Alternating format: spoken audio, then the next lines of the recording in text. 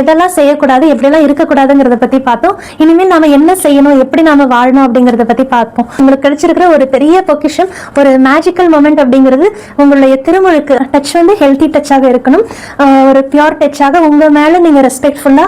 தூய ஆவியானவர் ஒரு அக்கினி ஜுவாலை, எந்த ஒரு பாவமாக இருந்தாலும் அது பஸ்பமாயிடும். இல்லை அந்த பாவத்துக்குள்ளேயே போயிட்டோங்கும் போது மறுபடியும் ஸ்டார்ட் த ப்ராசஸ் இருந்தாதான் நம்மளால போய் கன்ஃபெஷன்ல உட்கார முடியல. அந்த ப்ரைட் நமக்குள்ள இருந்தா ஃபாதர்ஸ் எல்லாம் ஒழுங்கா அது எப்படி கன்ஃபெஷன் பண்ணா எல்லாம் சரியாயிடுமா, இந்த மாதிரி எல்லாம் ஒரு மெத்தட்ல நம்ம பேசிட்டு இருக்கோம். நம்ம முழுசா மனம் மாதிரி ஒரு நல்ல வாழ்க்கை வாழறதுக்கு ஒரே ஒரு கன்ஃபெஷன், ஒரே ஒரு திருப்பலி போதும். 3 விஷயங்களையுமே நம்ம கையில் எடுக்கும் போது பிசாசுக்கு அப்படியே பத்தி எரியும். அந்த ஊதாரி மைந்தன் எப்படி ஆண்டவர் நினைச்சுக்கிட்டாரோ அது போல நம்ம கிட்ட இருக்க அழுக்கு, கரை, அசிங்கம், நாத்தம் எதையுமே ஆண்டவர் பார்க்க மாட்டாரு. அப்ப இந்த ரோல் சேஞ்ச் அப்படியே நடக்கும். ஆண்டவர் அந்த இடத்துல ஒரு ரெஸ்கியூரா இருப்பாரு, பிசாசு ஒரு அக்யூசரா இருப்பான். நாம வாழுற ஒவ்வொரு செகண்டும் ஒவ்வொரு நிமிஷமுமே கடவுள் நமக்கு கொடுக்குற இன்னொரு சான்ஸ் தான். ஒரு நாள் ஒரு பயங்கரமான ஒரு பிரேக் த்ரூ இருக்கும், எல்லா விஷயமே அப்படியே மாறி போகும். இந்த holiness of the priesthood and the repentance of every sinner, இது ரெண்டோடைய பியூட்டி இல்ல க்ளோரிக்கு நிகராக எதுவுமே இருக்க முடியாது. அவர் சிஸ்டராக இப்படி உடுப்பு போட்டுட்டு உட்கார்ந்துட்டு இந்த டாபிக்ல பேசுறது நிச்சயமாக இறைவனுடைய அருள் தான்.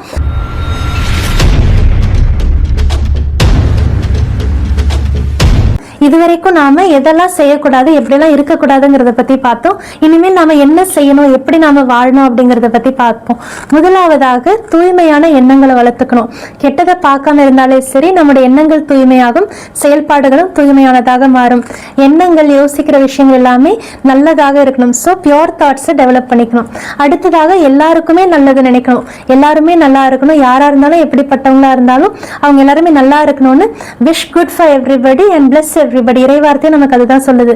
நமக்கு யார் என்ன கெட்டது செஞ்சிருந்தாலும் சரி, அந்த கெட்டதெல்லாம் சேர்த்துதான் நம்ம இப்ப எப்படிப்பட்ட மனுஷங்களா இருக்கோம் அப்படிங்கிறதுக்கு இந்த அளவுக்கு ஒரு ஸ்ட்ரென்த்தை கொடுத்து, ஒரு பாடத்தை கொடுத்து, அடுத்து நம்ம திருப்பி அதை செய்யாத அளவுக்கு ஒரு விதத்தை நம்மளை மோல்ட் பண்ணி கொண்டு வந்திருக்கு. எல்லாமே நல்லதுக்கு தான் அப்படின்னு, எல்லாருக்குமே நல்லது நடக்கணும்னு, எல்லாருக்குமே நல்லதை நினைக்கணும். அடுத்ததாக ஸ்ட்ரைவ் ஃபார் ஹோலினஸ். இனிமேல்ட்டு நான் ஹோலியான லைஃப் வாழ்வேன் அப்படின்னு தூய்மைக்கான நாட்டம், அதை வாஞ்சையோட தேடுறது, அந்த ஸ்ட்ரைவிங் ஃபார் ஹோலினஸ், அதை நாம வளர்த்துக்கணும். அடுத்ததாக பாசிட்டிவான ப்ரேயர். இது வரைக்கும் நாம ஏற்கனவே பார்த்ததுதான், நான் தப்பு பண்ணக்கூடாது, பாவம் பண்ணக்கூடாது அப்படிங்கிற நெகட்டிவ் இதுல இல்லாம பாசிட்டிவாக நான் இனிமேல்ட்டு நல்ல மனுஷனாக இருக்கணும், நான் ஒரு நல்ல வாழ்க்கையை வாழணும், நான் இனிமேல் இதை செய்யணும், நான் நிறைய பேருக்கு ஹெல்ப் பண்ணணும், நல்லதையே பார்க்கணும், நல்லதையே செய்யணும், நல்ல விஷயங்களை செய்யணும் அப்படின்னு பாசிட்டிவா நம்மளோட ப்ரேயரை, நான் இப்படிப்பட்ட மனுஷனா ஒரு ஹோலியான லைஃப் நான் வாழ போறேன் அப்படின்னு, பாவம் பண்ணக்கூடாது, தப்பு பண்ணக்கூடாதுங்கிறத விட்டுட்டு நான் ஹோலியா இருக்கணும், நான் தூய்மையான விஷயங்களை யோசிக்கணும், தூய்மையானது செய்யணும் அப்படிங்கிற பாசிட்டிவ் ப்ரேயர், இந்த பாசிட்டிவ் பிஹேவியர், பாசிட்டிவ் ஆட்டிடியூட வளர்த்துக்கணும். இந்த 4 விஷயங்களுமே நாம செய்யறோம். பியூர் தாட்ஸ், மற்றவங்க எல்லாருக்குமே நல்லது நினைக்கிறது, striving for holiness, positive prayer, positive thinking, positive deeds எல்லாமே இருக்கு. இந்த 4 விஷயங்களையுமே செய்யணும்னு முடிவு பண்ணிட்டீங்களா இருந்ததுன்னா, நீங்க கத்தோலிக்கர்களா இருந்தா உங்களுக்கு கிடைச்சிருக்கிற ஒரு பெரிய பொக்கிஷம், ஒரு மேஜிக்கல் மொமெண்ட் அப்படிங்கிறது உங்களுடைய திருமுழுக்கு. அதன் மூலமாக தான் நாம் ஆண்டவரோட பிள்ளைகளாக ஆண்டவருடைய தூய்மையின் முத்திரையை, தூய ஆவியின் முத்திரையை பெற்றுக்கொண்டு கிறிஸ்தவர்களாக நாம் அழைக்கப்பட்டிருக்கிறோம். அந்த திருமுழுக்கினுடைய வாக்குறுதிகளை, பேப்டிஸ்மல் வவுஸ் ரினியூ பண்ணாலே போதும். தீமையை விட்டு விடுகிறேன், தீமையின் செயல்களை விட்டு விடுகிறேன், தீமையின் ஆதிக்கமான சாத்தானை விட்டு விடுகிறேன், இந்த மாதிரி இந்த திருமுழுக்கினுடைய வாக்குறுதிகளை புதுப்பிச்சுக்கிட்டாலே போதும். அது யூடியூப்ல எங்கேயாவது பேப்டிசம் வீடியோ இருந்தாலும் சரி, இல்லை உங்க பக்கத்துல இருக்க பங்குல, இல்லை உங்க சொந்த பங்குல அப்படி இருந்தாலும் சரி, நீங்க அந்த டைம்ல மனசார இனிமேல்ட்டு நான் ஆண்டவர்களுடைய பிள்ளையாக புதிய வாழ்க்கையை வாழ போறேன் அப்படின்னு சின்சியரா ஒப்பு கொடுத்து ஆண்டவரோட கையில உங்களுடைய பழைய எல்லாத்தையுமே ஒப்படைச்சிட்டு இனிமேல் இப்படி வாழ போறேன்னு ஒரு தீர்க்கமான ஒரு முடிவு எடுத்துக்கிட்டாலே இதுவே ஒரு பெரிய பிளெஸ்ஸிங்கா இருக்கும். சிலர் சொல்வது உண்டு, நீங்க தியானத்துக்கு போறேன், இல்ல எங்கேயாச்சும் பயணம் போறேன் அப்படின்ட்டு, பாத யாத்திரை போறேன், நீங்க அவ்வளோ கஷ்டப்பட வேணாம், இருக்கிற இடத்துல இருந்து சின்சியரா உங்களுடைய ஞானஸ்தான வாக்குறுதிகளை புதுப்பிச்சுக்கிட்டீங்கனாலே போதும் அப்படின்னு ஒரு சில சொல்றது உண்டு. ஸோ உங்களுடைய பேப்டிஸ்மல் வவுஸை ரினியூ பண்ணிக்கோங்க. அதுல தூய ஆவியை நம்ம மறுபடியுமே ரிவைவ் பண்ணிக்குவோம். நம்ம இழந்த அந்த புனிதத்தை, தூய ஆவியானவருடைய செயல்பாட்டை, நமக்குள்ள இருக்கிற அந்த தூய்மையை நம்ம இழந்ததை நம்ம மீண்டுமாக மீட்டுக் கொள்ளுகிறோம். அப்ப மறுபடியும் நமக்குள்ள நம்ம தூய ஆவியானவர் அழைக்கிறோம். தூய ஆவியானவர் நமக்குள்ள குடிக்கொள்ளுற மாதிரி நம்முடைய இதயத்தையும் உடலையும் அவருக்கு உகந்ததாக நாம கடவுளுக்கு ஒப்பு கொடுத்து புதிய வாழ்க்கையை வாழ ஆரம்பிப்போம். தூய ஆவியானவர் ஒரு அக்கினி ஜுவாலை. எப்படிப்பட்ட தீமையாக இருந்தாலும் சரி, கெட்டது பாவமா இருந்தாலும் சரி, அந்த அனல் முன்னாடி, அந்த அக்கினி முன்னாடி எந்த ஒரு பாவமாக இருந்தாலும் அது பஸ்பமாயிடும். அப்படிப்பட்ட ஒரு பயங்கரமான அக்கினி ஜுவாலை தான் தூய ஆவியானவர். அந்த படங்களை நாம நிறைய பார்த்திருப்போம். தூய ஆவியானவர் பிளவுண்ட நாவுகளாக நெருப்பின் வடிவத்துல அப்போஸ்தலர்கள் மேல இறங்குனதை நாம பார்த்திருக்கோம், படிச்சிருக்கோம், கேள்விப்பட்டிருக்கோம். தூய ஆவியானவர் அப்படிப்பட்ட ஒரு தூய்மையான அக்கினி ஜுவாலை. அந்த தூய்மைக்கு முன்னாடி, அந்த பவருக்கு முன்னாடி எப்படிப்பட்ட தீமையுமே, எப்படிப்பட்ட குற்றங்களுமே, எப்படிப்பட்ட பாவக்கரையுமே அங்க நிலைத்து இருக்க முடியாது. எல்லாத்தையுமே எரிச்சது பஸ்பமாக்கி உங்களை ஆண்டவருக்கு ஒரு தூய்மையான புனித படைப்பாக ஒப்பு கொடுக்கறதுக்கு தூய ஆவியானவர் உள்ள இருந்து செயல்படுவாரு. அடுத்ததாக நாம உட்புறமாக நமக்குள்ள தூய ஆவியானவர் செயல்படுவார். பிசிக்கலா நாம செய்ய வேண்டியது, நமக்கு கொடுக்க வேண்டிய செல்ஃப் கேர். அதிகமாக மற்றவங்களை தேடி போறது இல்ல, பாவத்துல விழுறது. அப்படியே இந்த எந்த ஒரு பாவமா இந்த அட்டாச்மெண்ட், என்னால விட முடியாத அடிக்ஷன் அப்படின்னு இருக்குதுங்க போது ஏதோ ஒரு விதத்துல நமக்கு அன்பு நிறைவாக கிடைக்காத ரீசனா இருக்கலாம். ஃபுல்லா லவ் கம்ப்ளீட் ஆகாம என்ன அன்பு செய்யறதுக்கு ஆள் இல்லை, இல்ல சின்னல இருந்தே எனக்கு முழுசா அன்பு கிடைக்கல அப்படின்னு ஏதாவது ஒரு அன்புக்காக ஏங்குற ஒரு ரீசன், அந்த ஒரு எம்டினஸா இருக்கலாம். இதுக்கு நாம ஆண்டவருடைய அன்பனால நிரம்பி இருக்கும். மற்றபடி பிசிக்கலாக நமக்கு தேவையானது, நமக்கு நாம கொடுத்துக்க வேண்டிய செல்ஃப் கேர். ஃபர்ஸ்ட் நாம இந்த ரிலீஜியஸ் லைஃப்ல இருக்கவங்க அப்படின்ட்டு இருந்தா இப்போ குளிக்கும் போது நல்லா தேய்ச்சி குளிக்க சொல்லுவாங்க. அதனால it's okay, take some time. உங்களுக்குன்ட்டு வேண்டிய செல்ஃப் கேரை கொடுங்க. நல்லபடியா தண்ணி நிறைய விழுற மாதிரி, அந்த தண்ணி விழும்போதே இமேஜின். யூஸ்வலி நான் ஏதாவது சிக்னஸ், ஏதாவது உடம்பு முடியல, அப்படி ரொம்ப நாள் படுத்துட்டு ஏதாவது டிராவல் பண்ணிட்டு ரொம்ப ஸ்ட்ரெஸ்ஃபுல்லா ஒர்க் பண்ணியிருக்கோம் அப்படிங்கும்போது நான் அந்த தண்ணி என் மேல விழும்போதெல்லாம் ஐ யூஸ் டு ப்ரே.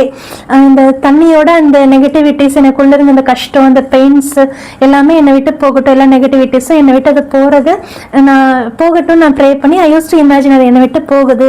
இந்த தண்ணியோட பவரோட, இயற்கையோட பவரோட, ஆண்டவரோட அருளோட இதுலேருந்து நான் விடுபட்டு ஐ எம் பிகமிங் ஃப்ரெஷ் அப்படின்ட்டு I am reliving, I am reviving, I am becoming alive again. அந்த மாதிரி நான் அதை நினைச்சிட்டு ப்ரே பண்ணிக்கிறது உண்டு. ஸோ உங்களுக்கு நீங்கள் செஞ்சுக்கிறது, குளிக்கிறதா இருக்கலாம், இல்லை ரூம்ஸ் ஏதாவது க்ளீன் பண்ணுறது, நீங்கள் வச்சுக்கிற பொருள்கள், பாதுகாக்கிற பொருள்கள் எதுவாக இருந்தாலும் செய்யும்போது ஒரு நல்ல எண்ணத்தோடு உங்கள் மேலே அன்போடவும், நீங்கள் யூஸ் பண்ணுற பயன்படுத்துகிற பொருட்கள் மேலே அன்போடவும் நீங்கள் அதை செய்யும்போது உங்களுக்குள்ளேயும் அன்பு பெருகும். உங்களுக்கு கிடைக்க வேண்டிய அந்த செல்ஃப் கேர் அதுவும் கிடைக்கும். உங்களுக்குள்ள இருந்து அன்பு மற்றதுக்கும் போய் சேரும்.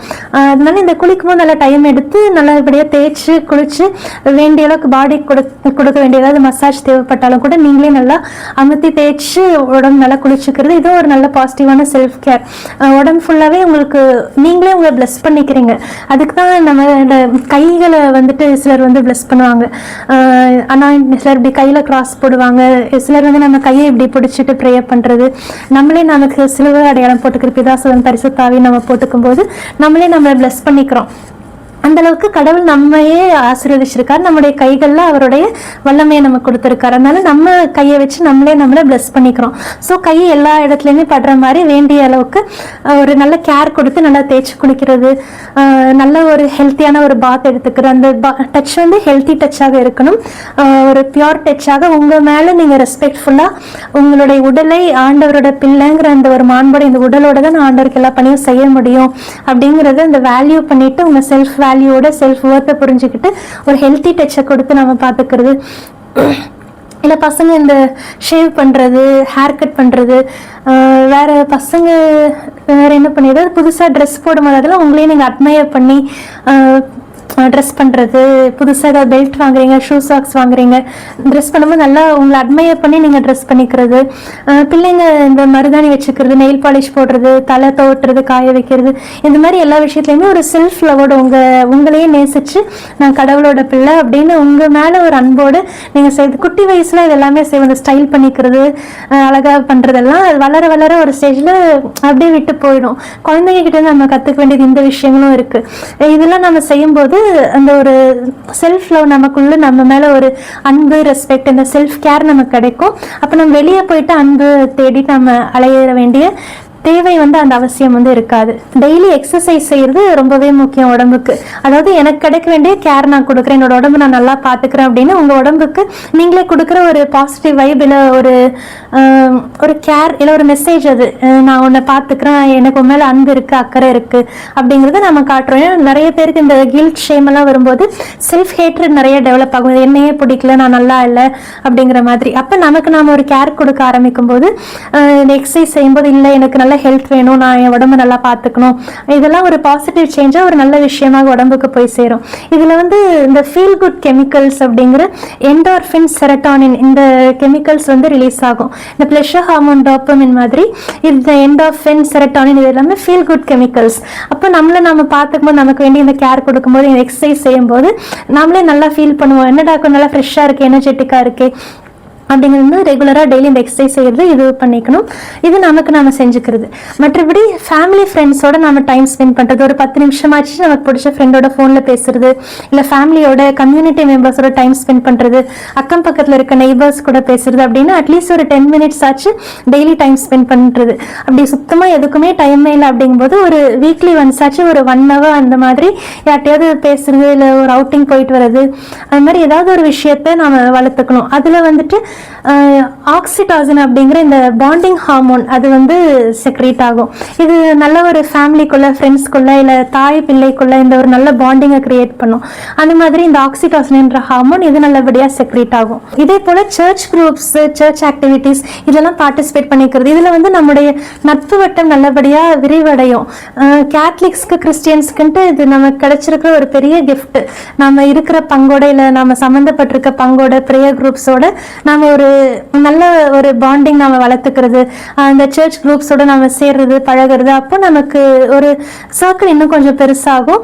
இது கூட இந்த ஆக்சிடாசின் இது ஒரு ஹாப்பினஸ் ஹார்மோன், இந்த பாண்டிங் ஹார்மோன் சொன்னேன் இல்லையா, இது ஒரு ஹாப்பினஸ் ஹார்மோன் கூட. இது நல்ல ஹாப்பினஸ் கிரியேட் பண்ணி நம்மளை நல்லபடியாக ஃபீல் பண்ண வைக்கும். நமக்கு நாம கொடுத்துக்கிற செல்ஃப் கேர், டெய்லி எக்ஸசைஸ் செய்யறது, ஃப்ரெண்ட்ஸ் அண்ட் ஃபேமிலியோட பழகிறது, இது நம்ம மற்றவங்களுக்கு செய்யறது. அடுத்தது அதாவது செடிங்க, பிளான்ட்ஸ், இல்லை நம்ம வளர்க்குற செல்ல பிராணிங்க, பெட்ஸ், இல்லை இயற்கையோட நம்ம ஏதாவது ஒரு விதத்தில் கனெக்ட் ஆகிறது. பிளான்ட்ஸ், பெட்ஸ், இல்லை நேச்சரோட ஏதாவது ஒரு கனெக்ஷன் நம்ம டெவலப் பண்ணிக்கிறது. இது எல்லாமே நமக்கு ஏதோ நான் ஒரு நல்ல விஷயத்த செஞ்சுருக்கேன், இந்த ஆக்ட்ஸ் ஆஃப் கைண்ட்னஸ் அப்படின்னு சொல்லுவோம், இரக்க செயல்கள் செய்யறது. அப்போ இது நம்மளை நல்லபடியாக ஃபீல் பண்ண வைக்கும்.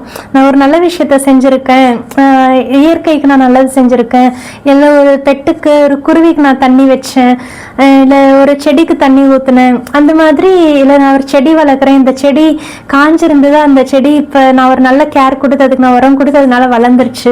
இந்த மாதிரி சின்ன சின்ன விஷயங்கள் ஒரு வீட்டில், ஒரு ரூமில் இப்படி சின்ன ஒரு செடியை வச்சு வளர்க்குறது, இல்லை வெளியே இருக்கிற காக்கா, குருவி, புறாங்க, பறவைங்களுக்கு சாப்பாடு வைக்கிறது, தண்ணி வைக்கிறது, அனிமல்ஸோட இல்லை நேச்சரோட கனெக்ட் ஆகுறது. ஏதாவது பப்பி இருந்ததுன்னா அதுக்கு ஏதாவது வீட்டில் மிச்சமாகிற சாப்பாடு அப்படி வெளியே இருக்க நாய்ங்களுக்கு போடுறது, இல்லை வீட்டில் பெட்ஸ் இந்த மாதிரி வச்சு வளர்க்குறது, நேச்சரோட கனெக்ட் ஆகுறது, இயற்கையை அட்மையர் பண்றது, இதெல்லாமே நம்ம ஏதோ ஒரு விதத்துல இந்த பிரபஞ்சத்தோட நம்ம கனெக்ட் ஆகிறோம். இது நமக்கு ஒரு நல்ல ஃபீலை கொடுக்கும். நான் ஒரு நல்லது செஞ்சிருக்கேன் அப்படின்னு.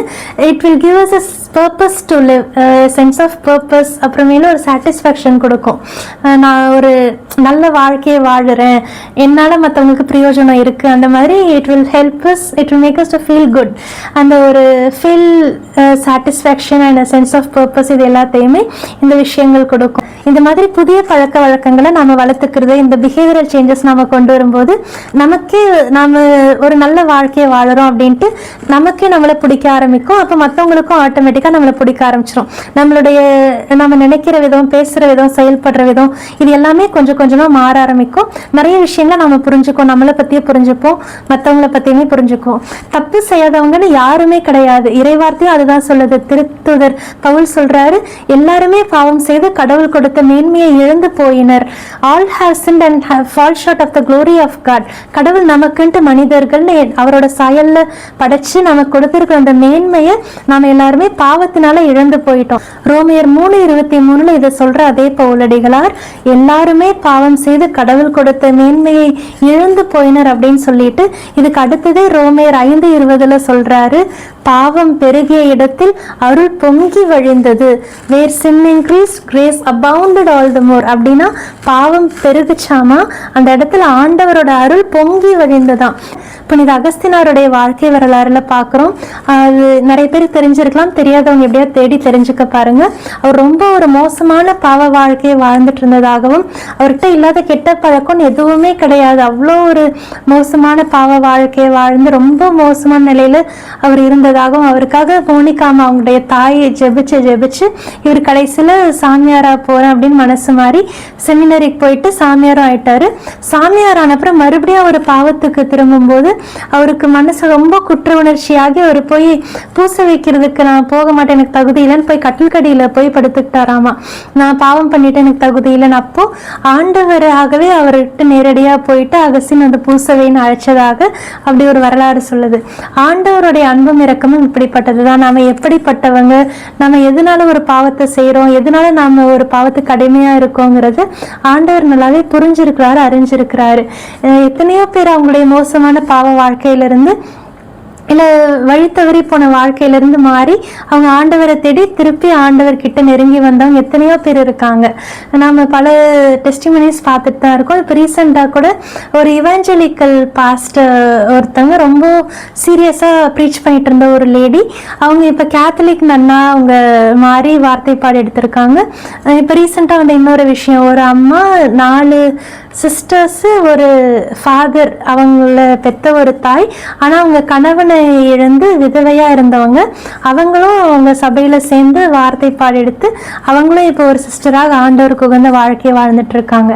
இந்த மாதிரி வாழ்க்கையில் தவறி போனவங்களும் திருப்பி ஆண்டவர்கிட்ட எப்படியாவது வந்து சரணடைந்ததும் உண்டு.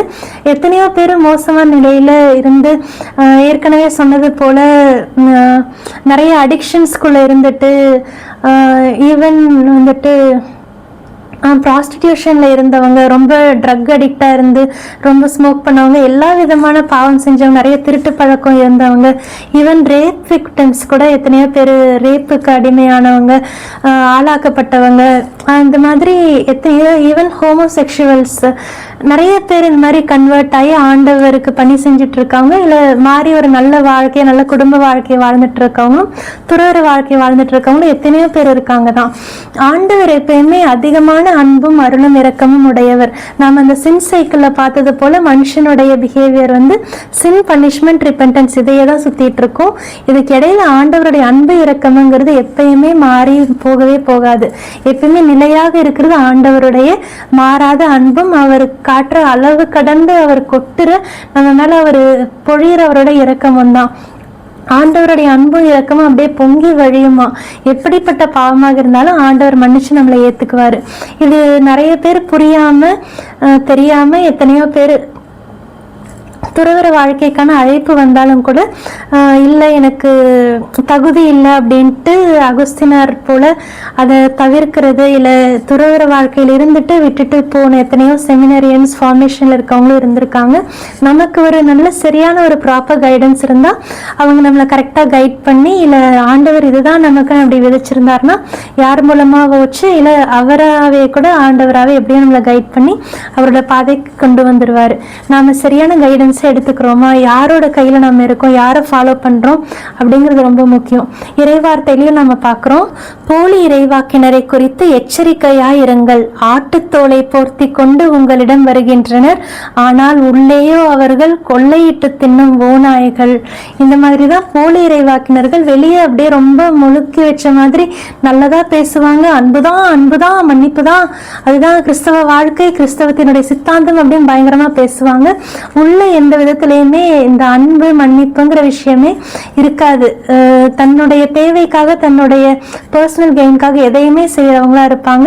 இந்த மாதிரி ஆட்கள் சான்ஸ் கிடைக்கும் போது எப்படிப்பட்ட தப்பனாலும் செய்யலாம். இல்லை முன்னாடி சொன்னது போல இன்னசென்ட்டா இருக்க பிள்ளைங்க, இல்லை வீக்கா இருக்கவங்க அப்படின்ட்டு வரும்போது அவங்கள மிஸ்லீட் பண்றவங்க, இல்லை டைம் பாஸ்க்காக யூஸ் பண்ணிக்கிறது, அந்த மாதிரி எத்தனையோ பேர் நம்மளை மிஸ்லீட் பண்ணி கொண்டு போகலாம்.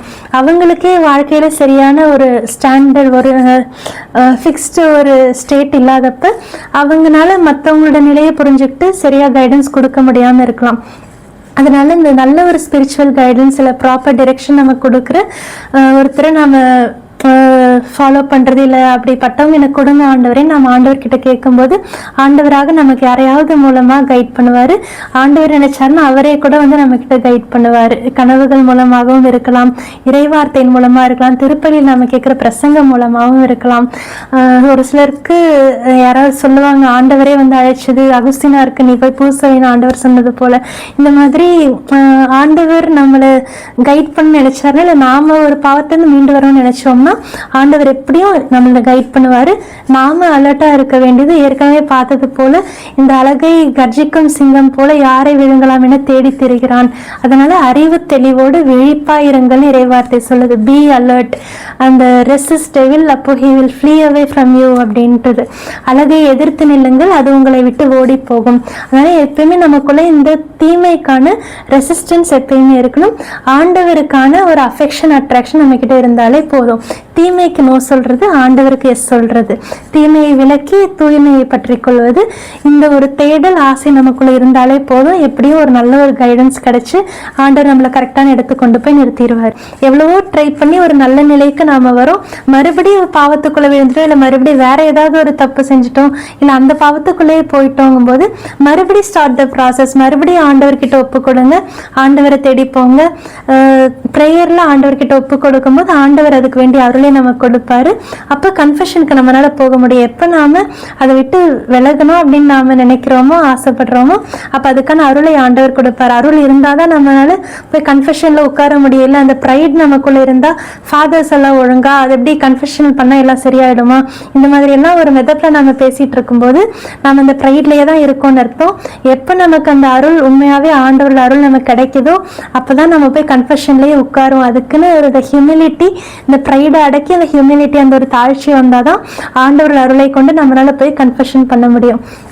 ஸோ எந்த சுச்சுவேஷனாக இருந்தாலும் எப்படிப்பட்ட டெம்டேஷனாக இருந்தாலும் சரி மறுபடியும் மீண்டு எந்திரிச்சு ஆண்டவர்கிட்ட ஒப்பு கொடுத்து அதுக்கான கன்ஃபெஷனை செய்யணும். திருப்பி கன்ஃபெஷன் செஞ்சு மறுபடியும் எழுந்துட்டே இருக்கோம்னா ஏதோ அதோட ரூட் உள்ள ஹீல் ஆகாமல் இருக்குதுன்னு அர்த்தம்.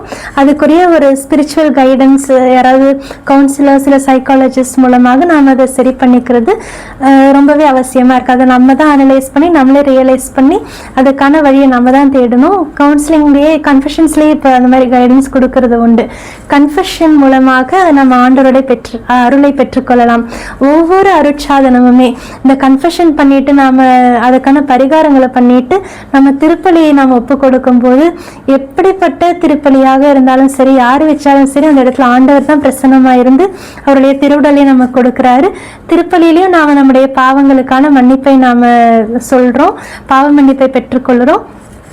நாம முழுசா மனம் மாதிரி ஒரு நல்ல வாழ்க்கையை வாழறதுக்கு ஒரே ஒரு கன்ஃபெஷன், ஒரே ஒரு திருப்பலி போதும். அதை நம்ம எந்த அளவுக்கு சின்சியரா ஃபெய்த்ஃபுல்லா நாம செய்யறோமோ, நாம ஒரு ஸ்டெப் எடுத்து வச்சா இப்படி எடுக்கலாம் காலை தூக்கினாலே போதும், ஆண்டவர் அப்படியே நம்மளை தூக்கி வச்சிருவார் அடுத்த ஸ்டெப்புக்கு.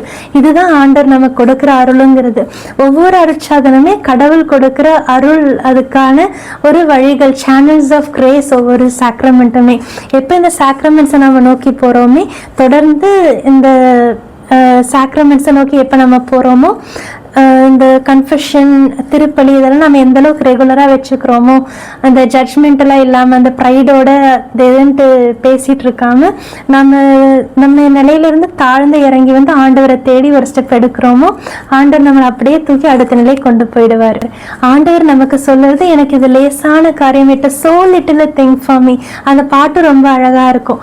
லேசான காரியம் என் இயேசுவுக்கு லேசான காரியம், வேலனுள்ளவன் வேலனற்றவன், வேலனுள்ளவன் வேலன் இல்லாதவன், யாரா இருந்தாலும் உதவிகள் செய்வது லேசான காரியம் அப்படின்னு அந்த பாட்டு ரொம்ப அழகா முடியும்.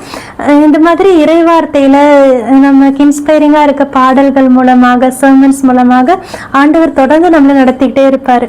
நாம செய்ய வேண்டியது எல்லாமே நாம இந்த திருப்பலிய, இறைவார்த்தையை, திரு ஜெபமாலையை, இந்த 3 வெப்பன்ஸ் நாம எடுத்துக்கிட்டாலே போதும். இது 3 நம்ம லைஃப்ல ரெகுலரா இருந்தாலே போதும். நம்ம லைஃப்ல எல்லாமே நெறிப்பட்டு சரியா வந்துடும்.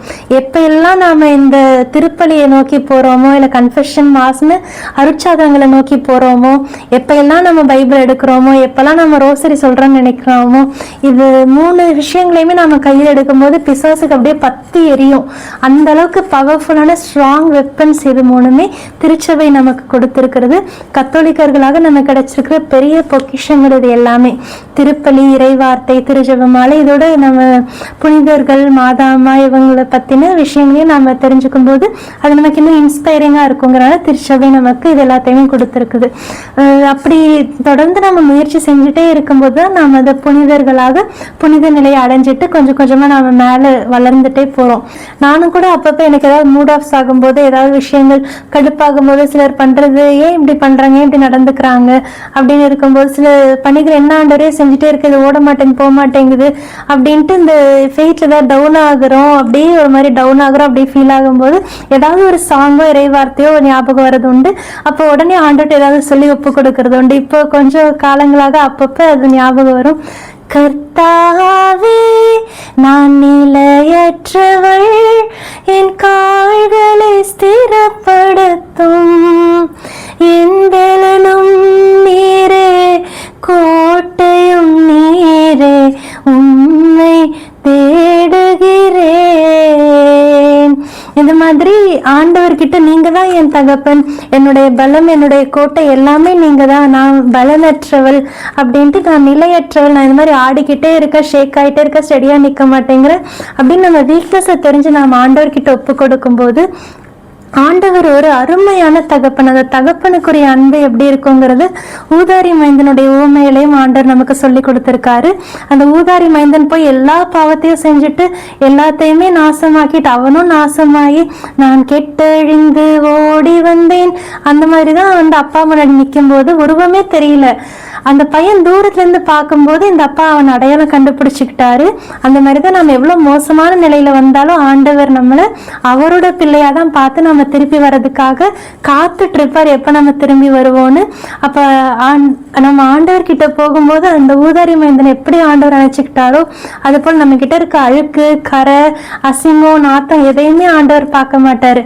அந்த ஒரு நல்ல தகப்பனாக அவருடைய அன்பு அவர்கிட்ட பொங்கி வழி அந்த இரக்கத்தோட நம்மளை அப்படியே கட்டி அணைச்சு ஆண்டவரோட சேர்த்து வச்சுக்குவாரு. நமக்கு திருப்பி என்ன மாண்பை நமக்கு கொடுக்கணுமோ அந்த மாண்பை கொடுத்து ஆண்டவர் நம்மளை உயர்த்தி வைப்பாரு. We fall short of the glory of God. ஆண்டவருடைய மேன்மையை இழந்து போனோம் அப்படிங்கிற இறைவார்த்தை நாம பார்த்தது போல ஆண்டவர் திருப்பி நாம இழந்த மேன்மையை மறுபடி கொடுத்து நமக்கு அவரோட பிள்ளைங்க அந்த மாண்பை கொடுத்து நம்மளை உயர்த்தி வச்சு அழகு பார்ப்பாரு. இதுதான் தகப்பனுக்குரிய அவருடைய அன்பும் அவர்கிட்ட பொங்கி வழியிற ஆண்டவருடைய இரக்கமும். நம்ம எப்படிப்பட்ட பாவத்துல இருந்து நாம திரும்பி போனாலும் சரி, எந்த ஒரு ஜட்ஜ்மெண்ட்டும் இல்லாம நாம இருக்கிற நிலையில அப்படியே அவரோட பிள்ளையாகவே ஆண்டவர் நமக்கு வேண்டிய அந்த முழுமையான அன்பு கொடுத்து ஒரு தகப்பனுக்குரிய அன்போடு நம்மளை ஏத்து அரவணைச்சுப்பாரு. அந்த ஊதாரி மைந்தனை நாம நினைச்சு பார்ப்போம். திருப்பி அவங்க அப்பா கிட்ட போகும்போது கடவுளுக்கும் உமக்கும் எதிராக நாம் பாவம் செய்தேன் அப்படின்னு சொல்றதை நாம படிக்கிறோம். அது அந்த பையனோட இமோஷன்ல இருந்து நாம நினைச்சு பார்ப்போம். அவங்க அப்பா கிட்ட போய் நின்றுட்டு அப்பா நான் தப்பு பண்ணிட்டேன்ப்பா, மன்னிச்சிருங்கப்பா அப்படின்னு அழுதுருப்பான்.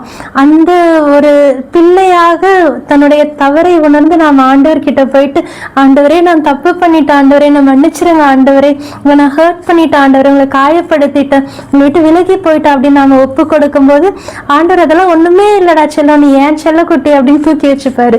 அப்படி ஒரு ரொம்ப ஆண்டவருடைய அன்பை நம்ம எந்த வார்த்தையை சொல்லியுமே விவரிக்க முடியாது. ஆண்டவர் ஒரே வார்த்தையில சொல்லணும்னா காட் இஸ் லவ், அன்புங்கிற வார்த்தை தான் நம்ம ஆண்டவர் கொடுக்க முடியும். அப்படிப்பட்ட அன்பு நிறைந்த இரக்கம் நிறைந்த நம்முடைய ஆண்டவர் நம்ம திருப்பி போகும்போது எந்த நிலையில நாம இருக்கோமோ அந்த இருக்கிற நிலையிலேயே நம்மளை நேசிக்குவாரு, ஏத்துக்குவாரு, தொடர்ந்து வழி நடத்துவாரு. ஆண்டவர் நமக்காக மனித இயல்பை எடுத்துட்டு பாடுபட்டு ஒரு உயிர் விட்டது எல்லாமே திருப்பி நமக்கு ஒரே அந்த மாண்பை கொடுக்கணுங்கிறதுக்காக தான். அவரோட மாண்பை இழந்து நாம இழந்த மாண்பை நாம திருப்பி பெற்றுக்கொள்ளணுங்கிறதுக்காக மனிதனாக வந்து ஒரு மனுஷனாக என்னெல்லாம் கஷ்டங்களை அனுபவிக்கணுமோ, என்னெல்லாம் சோதனைகளை அனுபவிக்கணுமோ அது எல்லாத்தையுமே ஒரு நார்மலான மனுஷனாக இருந்து வாழ்ந்தனால ஆண்டவருக்கு நல்லாவே புரியும் நம்ம கிட்ட என்ன ப்ராப்ளம், என்ன வீக்னஸ் இருக்கு, எதனால இப்படி பண்றோம், எதனால நடந்துக்கிறோன்னு. நம்ம திரும்பி ஆண்டவர் கிட்ட போகும்போது நாம எந்த ஒரு ஜஸ்டிபிகேஷனும் ரீசனும் கொடுக்கவே தேவையில்லை. ஒரு கன்ஃபெஷனுக்கு நாம போறோம், ஆண்டவரோட இரக்கத்தை நாடுறோம், மனம் மாறுறோம்னு நினைக்கும் போது you are already justified before God. You have all justifications. நீ போய் எக்ஸ்பிளேஷன் கொடுக்கணும்னு அவசியமே கிடையாது. நீ இருக்கிற நிலையில் ஆண்டவர் உன்னை ஏற்றுக்குவார். அவர் அந்த அளவுக்கு அவரும் துன்பங்களை சோதனைகளை எல்லாத்தையுமே ஒரு சாதாரண மனுஷனாக நாமப்பட்டது போலவே அனுபவிச்சிருக்கிறனால அப்படின்னு இறைவார்த்தை நமக்கு சொல்லுது. எபிரேயர் 2:14-18 வரைக்கும் நம்ம பார்க்குறோம். இது எல்லாம் நோட் பண்ணி வச்சு தனியாக கூட உட்காந்து படிங்க. ஊனும் இரத்தமும் கொண்ட அப்பிள்ளைகளைப் போல அவரும் அதே இயல்பில் பங்கு கொண்டார். வாழ்நாள் முழுவதும் சாவு பற்றிய அச்சத்தினால் அடிமைப்பட்டிருந்தவர்களை விடுவித்தார். ஏனெனில் அவர் வானதூதருக்கு துணை நிற்கவில்லை, மாறாக ஆபிரகாமின் வழிமரபினருக்கே துணை நின்றார் என்பது கண்கூடு. ஆதலின் கடவுள் பணியில் அவர் இரக்கமும் நம்பிக்கையும் உள்ள தலைமை குருவாயிருந்து மக்களுடைய பாவங்களுக்கு கழுவாயாகுமாறு எல்லாவற்றிலும் தம் சகோதரர் சகோதரிகளைப் போல் ஆக வேண்டியதாயிற்று. இவ்வாறு தாமே சோதனைக்கு உள்ளாகி துன்பப்பட்டதனால், நல்லா கவனிக்கணும், இவ்வாறு தாமே சோதனைக்கு உள்ளாகி துன்பப்பட்டதனால் சோதிக்கப்படுவோருக்கு உதவி செய்ய அவர் வல்லவர். Because he himself was tested by what he suffered, he is able to help those who are being tested. அவரே சோதனைக்கு உட்பட்டவராக இருக்கிறதுனால நமக்கு உதவி செய்யறதுக்கு வல்லவராக இருக்கிறார். அந்த அளவுக்கு கடவுள் ஒரு நான் ஜட்ஜ்மெண்டலா, ஒரு தகப்பனுக்குரிய அன்போட, கடவுளுக்குரிய அந்த இரக்கத்தோடு நம்மளை அவரோட பிள்ளைங்கிற அந்த மாண்போட நமக்கு உரிய நம்ம இழந்த அந்த மேன்மையை நமக்கு திருப்பி கொடுத்து ஒரு நல்ல வாழ்க்கையை வாழறதுக்கு வேண்டிய எல்லா அருளையுமே கொடுத்து ஆண்டவர் நம்மளை நடத்தி கொண்டு போவார். கடவுள் நமக்கு கொடுத்திருக்கிற ஒரு பெரிய அருள், நீ என் புள்ள இப்படிதான் இருக்கணும், இப்படிதான் செய்யணும் அப்படிங்கிறது அவரு நமக்கு கட்டளைகளா கொடுத்திருந்தாலும் நமக்கு அதிகமான சுதந்திரத்தை கொடுத்திருக்கிறாரு. Freedom of will and freedom of choice. உனக்கு எது வேணும், நீ எப்படிப்பட்டவனா இருக்கணும், நீ எப்படிப்பட்ட பிரைஸை வாங்க போற, உனக்கு ஃபியூச்சர்ல என்ன மாதிரி ரிவார்ட் வேணுங்கிறத நீயே சூஸ் பண்ணு. உன் முன்னாடி வாழ்வு சாவு, பாவம் புனிதம், நன்மை தீமை, இந்த மாதிரி எல்லாத்தையுமே நான் உன்னோட சாய்ஸ்க்காக வச்சிருக்கேன். நீ எதை தேர்ந்தெடுக்கிற, உனக்கு எது வேணும் அப்படிங்கறது நீ சூஸ் பண்ணி நான் வேணும்னா என்கிட்ட வா, வந்தா உனக்கு நான் இவ்வளோ பெரிய பொக்கிஷத்தை கொடுப்பேன், என் பிள்ளைங்கிற அந்த மாண்பை கொடுத்து உன்னை மேன்மையான இடத்துல நான் வைப்பேங்கிறது ஆண்டவர் நமக்கு கொடுத்திருக்கிற இந்த freedom of will and freedom of choice. இதில் நாம் எப்படி பயணிக்கிறோம், நாம் எப்படி நடந்துக்கிறோம், எதை தேர்ந்தெடுத்துக்கிறோம் அப்படிங்கிறது நமக்கு நாம் பயன்படுத்துகிற கடவுள் நமக்கு கொடுத்துருக்கிற அருள். நாம் திருப்பி ஆண்டவர் கிட்ட போகிறது, அவரை தேடுறது, அவருடைய அன்பை நாடுறது, இது வந்து நம்மளுடைய சாய்ஸ் மட்டும்தான், நம்மளுடைய விருப்பம். அதுதான் ஆண்டவர் நமக்கு கொடுத்துருக்கிற ஒரு பெரிய கிஃப்ட். இதை நாம் எப்படி பயன்படுத்திக்க போகிறோங்கிறது ரொம்ப முக்கியம். அது வந்து உங்களோட சாய்ஸும். இப்போ நாம் ஒரு பாவத்தை செய்கிறோம், கெட்டதை சூஸ் பண்ணுறோங்கும் போது அந்த இடத்துல சாத்தான் வந்துட்டு ஒரு ரெஸ்கியூவராக இருப்பான். பரவாயில்ல நீ இதை செய்ய அப்படின்னு ரொம்ப என்கரேஜ் பண்ணி நமக்கு ரொம்ப ஆறுதலாக ஆதரவாக இருந்துட்டு, பரவாயில்ல நீ செய்யலாம், உனக்கு தான் ஃப்ரீடம் இருக்கே, என்ன போது, அதுவும் செஞ்சு திருப்பி போனா கடவுளை ஏத்துக்குவாரு, மன்னிச்சிருவாரு அப்படின்ட்டு ரெஸ்கியூவரா வந்துட்டு செய்ய அப்படிங்கிற மாதிரி என்கரேஜ் பண்ணி நம்ம கைட் பண்ற மாதிரி ஒரு சப்போர்ட்டா கூட நிற்பான். ஆண்டவர் அந்த இடத்துல ஒரு அக்யூசரா இருந்து நமக்குள்ள தூயாவியானவர் பேசிக்கிட்டே இருப்பார். இல்ல மகனே மகளே, நீ பண்றது தப்பு, செய்யக்கூடாது, நீ பாவத்துக்குள்ள போற, நீ தப்பான வழியில போற, நீ தப்பு செய்யற, இது செய்யக்கூடாது, நீ என்னுடைய பிள்ளை, உனக்குரிய அந்த மாண்பனை இழந்து போவ அப்படிங்கிறது உள்ள அந்த வார்னிங்கை கொடுத்துக்கிட்டே இருப்பாரு. ஆக நம்ம ஒரு தப்பை செய்யும் போது, பாவத்தை சூஸ் பண்ணும்போது பிசாசு அந்த இடத்துல ரெஸ்கியூவரா இருப்பான். ஆண்டவர் அந்த இடத்துல அக்யூசரா இருந்து நீ பண்றது தப்பு தப்புன்னு உணர்த்திட்டே இருப்பாரு. எப்ப நாம இந்த தப்புங்கிறத உணர்ந்து நான் பண்ணது தப்பு தான், ஆண்டவர் பேச்சை கேட்காம நான் அந்த பாவத்துல விழுந்துட்டேன், தவறான வழியில போயிட்டு நம்ம ரியலைஸ் பண்ணி திருப்பி நாம ஆண்டவர்கிட்ட போகிறோமோ, அப்ப அந்த ரோல் அப்படியே சேஞ்ச் ஆகும். ஆண்டவர் வந்துட்டு அந்த இடத்துல ஒரு ரெஸ்கியூவர் ஆவார். இது என்னோட பிள்ளை, நீ என்ன பண்ணாலும், உன் மேல என்ன கரைப்பட்டிருந்தாலும் நீ திருப்பி என்கிட்ட வரும்போது நீ என்னுடைய பிள்ளை தான், உனக்குரிய மாண்பு அந்த அருளை அழகா நான் கொடுப்பேன், உனக்கு திருப்பி கொடுப்பேன், உன்னை மறுபடியும் நான் மேன்மையா வைப்பேன் அப்படின்னு ஆண்டவர் அந்த மேன்மையை நமக்கு திருப்பி கொடுப்பாரு. இதே அந்த இடத்துல நம்ம ஆண்டவர்கிட்ட திரும்பி போகணும் அப்படின்னு நினைக்கும் போது பிசாசு அந்த இடத்துல ஒரு அக்யூசரா இருப்பான். நீ தப்பு பண்ணிட்ட, நீ பாவம் பண்ணிட்ட, நீ கடவுள் கிட்ட அவர் உன்னால வச்சிருந்த நம்பிக்கையை நீ கெடுத்துற, நீ அவருக்கு துரோகம் பண்ணிட்ட, நீ அந்த மாண்பை இழந்து போயிட்ட, உனக்கு தகுதி இல்லை, நீ பாவத்துக்குள்ள விழுந்துட்ட, நீ பாவின்னு அந்த அக்யூசரா இருப்பான். ஆண்டவர் அந்த இடத்துல ஒரு ரெஸ்கியூவரா இருப்பாரு. ஸோ நாம பாவம் செய்யும் போது பிசாசு ஒரு ரெஸ்கியூவரா இருப்பான், ஆண்டவர் அக்யூசரா இருப்பாரு. எப்ப நாம திருப்பி ஆண்டவர் கிட்ட போகிறோமோ அப்ப இந்த ரோல் சேஞ்ச் அப்படியே நடக்கும். ஆண்டவர் அந்த இடத்துல ஒரு ரெஸ்கியூவரா இருப்பாரு, பிசாசு ஒரு அக்யூசரா இருப்பான். நாம எப்ப இந்த பிசாசு புறந்தண்ணிட்டு போடா அந்த பக்கம் ஆண்டவரோட பிள்ளைன்ட்டு அதை நம்ம தூர எறிஞ்சிட்டு அதுக்கு நோ சொல்லிட்டு நம்ம திருப்பி ஆண்டவர்கிட்ட போகிறோமோ அப்ப நம்மளை ஆண்டவரோட பிள்ளைகளாக ஆண்டவர் நமக்கு வேண்டிய மாற்றங்களை கொடுத்து அவரோட பிள்ளைகளாக நம்மளை வாழ வைப்பார். கொஞ்சம் வருஷங்களுக்கு முன்னாடி நான் யூஸ்வலி பிள்ளைங்களுக்கு சொல்றது உண்டு, ஏதாவது ரொம்ப தயங்கி பயந்து நிக்கிறாங்கன்னா, நீ பொண்ணு நினைச்சிட்டு கூனி குறுகி நிக்காத, பொண்ணுங்க திமிரு உனக்கு இருக்கணும் அப்படின்னு நான் சொல்லுவேன். இப்ப நான் அதை மாத்தி பொதுவா எல்லாருக்கும் சொல்றேன். ஏதாவது ஒரு பிரச்சனை இல்ல சோதனை கஷ்டம் அப்படின்ட்டு வரும்போது நான் ஒரு தப்பு பண்ணிட்டேன் இல்ல ஏதோ ஒரு சோதனை வருதுங்கும் போது நான் ஆண்டவரோட பிள்ளைங்கிற அந்த திமிரு நம்ம கிட்ட இருக்கணும். இல்ல ஏதாவது ஒரு பிரச்சனை நெருக்கடி கஷ்டம் அப்படின்னு நம்மளால தாங்க முடியாத ஒண்ணு வருது அப்படின்னு வரும்போது அந்த இடத்துல நான் ஆண்டவரோட பிள்ளை, நான் இப்படிதான் இருப்பேன் அப்படிங்கிற அந்த ஒரு பிடிவாதம் நம்ம கிட்ட இருக்கணும். ஆக ஆண்டவரோட பிள்ளைங்கிற அந்த ஒரு திமிரும் நான் ஆண்டவரோட பிள்ளை இப்படிதான் இருப்பேங்கிற அந்த பிடிவாதமும் ஆண்டவரோட பிள்ளைகளாக நம்ம கிட்ட கண்டிப்பா இருக்கணும். சோதனை வரும்போது நான் ஆண்டவரோட பிள்ளைங்கிற அந்த திமிரு இருக்கணும். ஏன் ஆண்டவர் என்னை ஏத்துக்குவார், நான் ஆண்டவர் கிட்ட திரும்பி போவேன் அப்படிங்கிற அந்த ஒரு விசுவாசத்தோட ஆண்டவரை தேடுற ஆண்டவரோட பிள்ளைங்கிற அந்த திமிரு இருக்கணும். அதாவது பிரச்சனை இருக்கு, கஷ்டம் இருக்கு, ஏண்டா வாழணும் அந்த மாதிரி நினைக்கும் போது நான் ஆண்டவரோட பிள்ளை, இந்த வாழ்க்கையை நான் வாழ்ந்து காட்டுவேன், நான் இந்த டெம்டேஷனே இந்த சோதனையை அந்த கஷ்டத்தை நான் எப்படியும் தாண்டி வந்துடுவேன் அப்படிங்கிற நான் வாழ்ந்து காட்டுவேன், நான் இப்படிதான் இருப்பேங்கிற அந்த ஒரு பிடிவாதம் நம்ம கிட்ட இருக்கணும். திருப்பாடல் ஆசிரியர் அழகாக சொல்றாரு, என் அடி சறுக்குகின்றது என்று நான் சொன்ன போது ஆண்டவரே உடைய பேரன்பு என்னை தாங்கிற்று. அதுதான் ஆண்டவருடைய இரக்கம். நாம எப்பயாவது ஆண்டவரே என்னால முடியல, நான் விலகி போறேன், கீழே விழுறேன் அப்படின்னு நாம சொல்லும் போது ஆண்டவருடைய பேரன்பு நம்மை தாங்கிக் கொள்ளும். இதுதான் கடவுளுடைய அன்பு. நம்ம வாழ்க்கையில நாம செஞ்ச பாவங்களோ தவறுகளோ நாம தெரிஞ்சோ தெரியாமலோ செஞ்ச எந்த விஷயமா இருந்தாலும் சரி, நமக்கு இருக்க பிரச்சனைங்க, சூழ்நிலை, மத்தவங்க நம்ம கொடுக்குற நெருக்கடி, கடன் பிரச்சனை, எந்த விஷயங்களா இருந்தாலும் சரி, கடவுளுடைய அன்புல இருந்து நீ ஆண்டவரோட பிள்ளை அப்படிங்கிற ஆண்டவர் நம்ம மேல வச்சிருக்க நீ என்னுடைய பிள்ளை அப்படிங்கிற அந்த அன்புல இருந்து நம்மளை எதுவுமே பிரிக்கவே முடியாது. அப்படிப்பட்ட பேரன்பு தான் ஆண்டவருடையது. திருத்தூதர் பவுல் வந்துட்டு ரோமர் 8:35 சொல்றாரு, கிறிஸ்துவின் அன்பிலிருந்து நம்மை பிரிக்கக்கூடியது எது? வேதனையா, நெருக்கடியா, இன்னலா, பட்டினியா, ஆடையின்மையா, இடரா, சாவா, எதுதான் நம்மை பிரிக்க முடியும் அப்படின்னு சொல்றாரு. சாவுனால கூட நம்மளை ஆண்டவர் கிட்ட இருந்து பிரிக்க முடியாதாமா.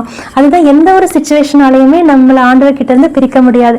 அப்படி ஏதாவது நம்ம ஒரு தவறு செஞ்சிட்டோம்னாலும் கூட திருப்பி நம்ம எந்த அளவுக்கு நன்மையை செஞ்சு நம்ம ஆண்டவருடைய அன்பையும் அருளையும் நம்ம பெற்றுக்கொள்ள முடியும் அப்படின்னு அடுத்த ஒரு ப்ராக்ரஸை நோக்கி தான் நம்ம எப்பயுமே யோசிக்கணும். நாம எப்பயுமே ஆண்டவரோட பிள்ளைங்க அப்படிங்கிற அந்த ஒரு எண்ணம் நமக்கு இருந்துட்டாலே போதும். தீமையை நன்மையால் வெல்லுங்கள் அப்படின்னு ஆண்டவர் நமக்கு சொல்றாரு. அது போலதான் நம்ம செஞ்ச தவறுகள் எல்லாத்தையுமே ஈடு கட்டுற அளவுக்கு இனி அடுத்து நான் எவ்வளவு நல்ல ஒரு வாழ்க்கையை வாழ போறேன், எந்த அளவுக்கு நான் நல்லது செய்ய போறேன், எந்த அளவுக்கு நான் கடவுளுடைய அன்பு பெற்றுக்கொண்டனா மற்றவங்களுக்கு எப்படி நான் அன்பை கொடுக்க போறேன் அப்படிங்கிற விஷயமும் நமக்கு இருக்கு. நாம வாழுற ஒவ்வொரு செகண்டும் ஒவ்வொரு நிமிஷமுமே கடவுள் நமக்கு கொடுக்குற இன்னொரு சான்ஸ் தான். நான் ஏற்கனவே சொன்னது போல இப்போ அப்ராட்லேருந்து நான் இந்தியாவுக்கு வரும்போது எனக்கு அப்போ ரொம்ப ஹெல்த் ரொம்ப மோசமாகி ரொம்ப சீரியஸான கண்டிஷனில் இருந்தேன். அப்போ எனக்கு தெரியும் எனக்கு அப்போ லைஃப் முடிய போகுது அவ்வளோதான் அப்படின்னு இருக்கிற கட்டத்தில் எனக்கு எந்த ஒரு விஷயமே ஞாபகம் வரல. அம்மா அப்பா இவ்வளோ கஷ்டப்பட்டு அமைச்சிருக்காங்க, படிக்க வந்திருக்கோம், இவ்வளோ செலவு பண்ணியிருக்காங்க, அம்மா அப்பா முகத்தை பார்க்கணும், ஒரு தடவை ஃபேமிலியை பார்க்கணும், நம்ம கண்ட்ரிக்கு போகணும், அந்த எந்த விஷயமே ஞாபகம் இல்லை. அந்த நிமிஷம் எனக்கு நான் தோணுனது, ஆண்டவரே உங்கள் பிள்ளையா நான் இது வரைக்கும் எதுவுமே செஞ்சதில்லையே, எனக்கு ஒரே ஒரு சான்ஸ் கொடுங்க, நான் உங்களுக்காக ஏதாவது செய்யணும், நான் உங்களுக்காக வாழணும், அது நீங்க விரும்புனீங்கன்னா எனக்கு ஒரே ஒரு சான்ஸ் கொடுங்க அப்படின்னு அந்த மரணப்படுக்கையில இருந்து நான் ஆண்டவர் கிட்ட கேட்டேன். இது எனக்கு மட்டும் இல்லை மக்களே, இதை பார்த்துட்டு இருக்கவங்க ஒவ்வொருத்தருக்காகவும் தான். நம்மளை எத்தனையோ விஷயங்கள ஆண்டவர் நம்மளை காப்பாற்றி நம்மளை மன்னிச்சு திருப்பி அவர்கிட்ட நம்மளை அழைச்சி கூட்டிட்டு வரும்போது நம்முடைய பாவம் அப்படிங்கிறது நமக்கு தடையா இல்லாம நம்ம இப்ப வாழுறோம்னா இந்த ஒவ்வொரு நிமிஷமே அடுத்த நிமிஷம் நமக்கு ஆண்டவர் கொடுக்குற ஒவ்வொரு நாளுமே நம்ம ஆண்டவருக்காக திரும்பி வாழறதுக்கான இன்னொரு சான்ஸ் தான். கடவுள் நமக்கு கொடுக்குற இந்த வாய்ப்பை பயன்படுத்தி கொண்டு அடுத்து நான் இன்னும் எவ்வளவு பெட்டரா நான் ஆண்டவருக்காக வாழ முடியும், இன்னும் நான் எப்படி பெட்டரா பணி செய்ய முடியும் அப்படிங்கிறது அந்த ப்ராக்ரஸ் நோக்கி தான் நம்ம ஆண்டவரோட பிள்ளைகளாக அந்த இலக்கை நோக்கி நம்ம நடந்துட்டு இருக்கணும். அதுதான் நமக்கு வேண்டிய ஒரு நல்ல மாற்றம் நமக்குள்ள இருக்க வேண்டியது. இனிமேல் நாம என்ன செய்ய போறோம் அப்படின்னு ஃபியூச்சரை நோக்கி நம்ம கோலை நோக்கி நம்ம ஆண்டவரை நோக்கி பயணிச்சுக்கிட்டே இருப்போம்.